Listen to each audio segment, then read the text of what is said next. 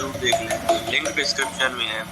दोस्तों, हमने पिछले पार्ट में देखा था जेसन सीढ़ी से ऊपर चढ़ रहा था और गुल्ली गुल्ली, शॉन और केविन चारों बहुत डरे हुए थे। इन्हें कुछ समझ नहीं आ रहा था कि अब इन्हें क्या करना चाहिए। तभी गुल्ली गुल्ली से कहता है, गुल्ली हमें बाबा को फोन मिलाना चाहिए। अगर बाबा यहाँ आ जाएं तभी हम बच सकते हैं, वरना तो जेसन हमें नहीं छोड़ेगा। और गुल्ली जल्दी से फोन निकालता है और बाबा को फोन मिलाने लगता है। यहाँ बाबा ध्यान लगा रहे थे। फोन बजने से बाबा का ध्यान टूट जाता है। बाबा को बहुत गुस्सा आ जाती है। बाबा ये तक नहीं देखते हैं किसका फोन आ रहा है, बस फोन उठाते हैं और जमीन पर पटक देते हैं। फोन चकनाचूर हो जाता है।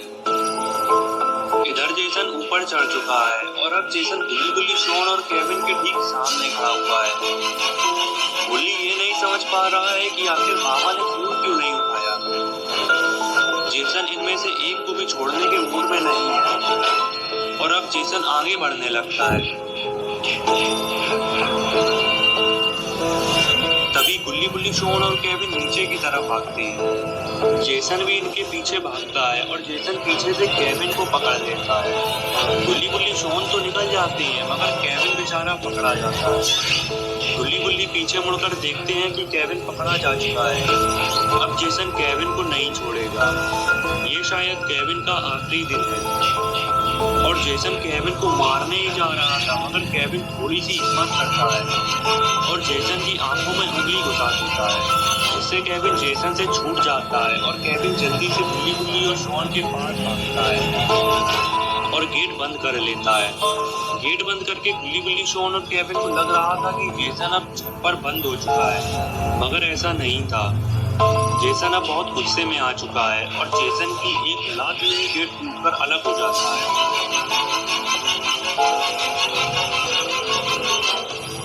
गुल्ली गुल्ली, शॉन और केविन ये देखकर बहुत घबरा जाते हैं और इधर उधर छुपने की जगह ढूंढने लगते हैं।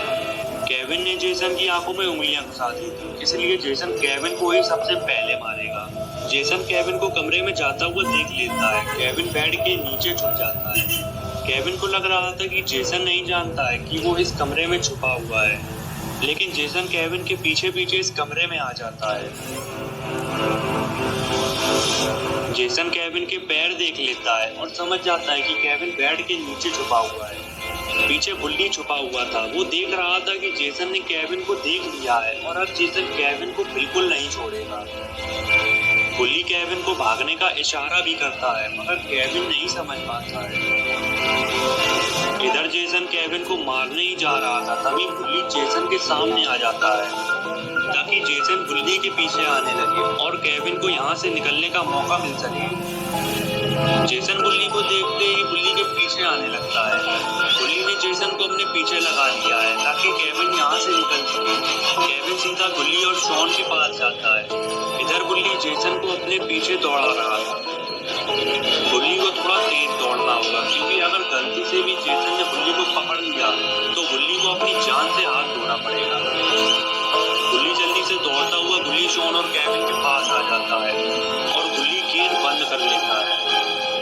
जेसन के लिए ये गेट तोड़ना भी कोई बड़ी बात नहीं थी।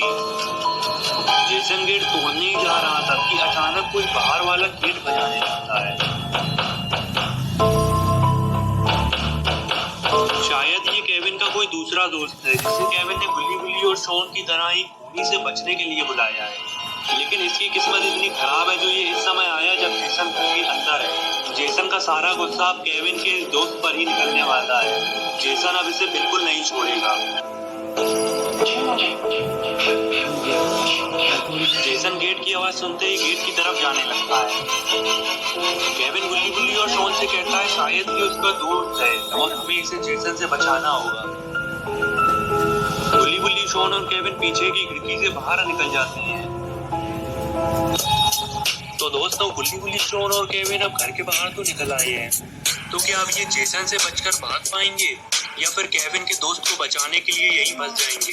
और क्या अब गुल्ली गुल्ली को अकेले ही जेसन का सामना करना पड़ेगा क्योंकि बाबा ने तो फोन ही पटक दिया है? तो अब क्या होगा गुल्ली गुल्ली, शॉन